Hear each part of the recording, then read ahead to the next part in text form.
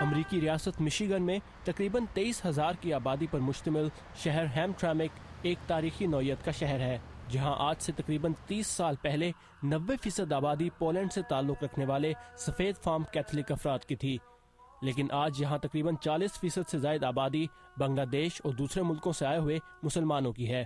یہی وجہ ہے کہ اس شہر میں مساجد کی تعداد میں واضح اضافہ دیکھنے میں آیا ہے، اور یہ امریکہ کا واحد ایسا شہر ہے جہاں دن میں 5 وقت اذان کی آواز مساجد کے لاؤڈ سپیکرز پر سنائی دیتی ہے۔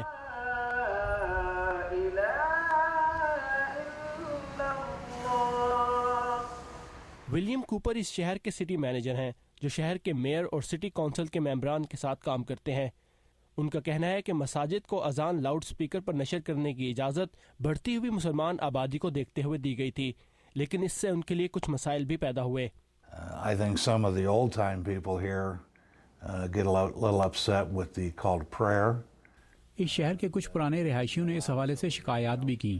زیادہ تر مسئلہ اذان کی اونچی آواز کا تھا، لیکن ہم نے مساجد سے بات کی اور انہوں نے اس کی آواز کم کر دی۔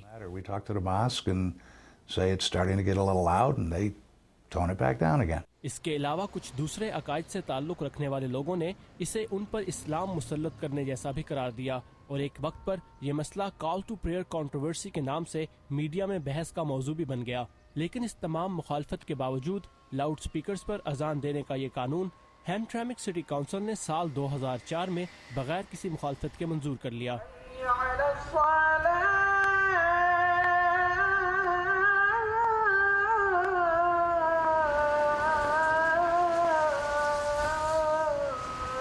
گزشتہ 7 برس سے ہیمٹرامک شہر میں دن میں 5 وقت اذان کی آواز لاؤڈ سپیکرز کے ذریعے پورے شہر میں گونجتی ہے۔ اس قانون کا مسودہ پیش کرنے والے کونسلمین شہاب احمد کہتے ہیں کہ اس طرح کا قانون کسی اور امریکی شہر میں موجود نہیں۔ I believe this is the first time any government openly talked امریکہ میں مذہب اور حکومت کو ایک دوسرے سے علیحدہ رکھا جاتا ہے۔ یہ امریکہ میں پہلی مرتبہ ہے کہ کسی حکومتی ادارے نے کسی کے مذہبی عقیدے کو مد نظر رکھ کر قانون پاس کیا ہے، یعنی لاؤڈ سپیکر پر اذان دینے کی اجازت دینا۔ شہاب احمد گزشتہ 7 برس سے شہر میں کونسل ممبر کے طور پر خدمات انجام دے رہے ہیں۔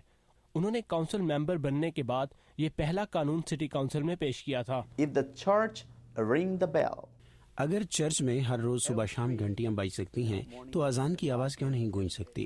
جبکہ ولیم کوپر کا کہنا ہے کہ لاؤڈ سپیکر پر اذان دینے کی اجازت کا فیصلہ مذہبی نہیں بلکہ جمہوری تھا۔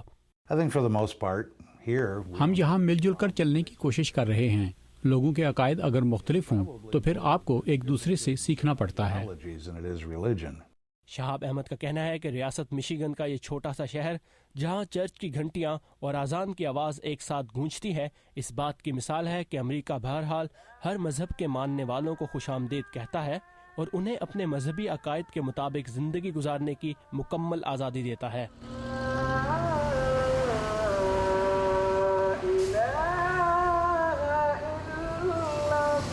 ثاقب الاسلام، اردو VOA، ہیمٹرامک، مشیگن۔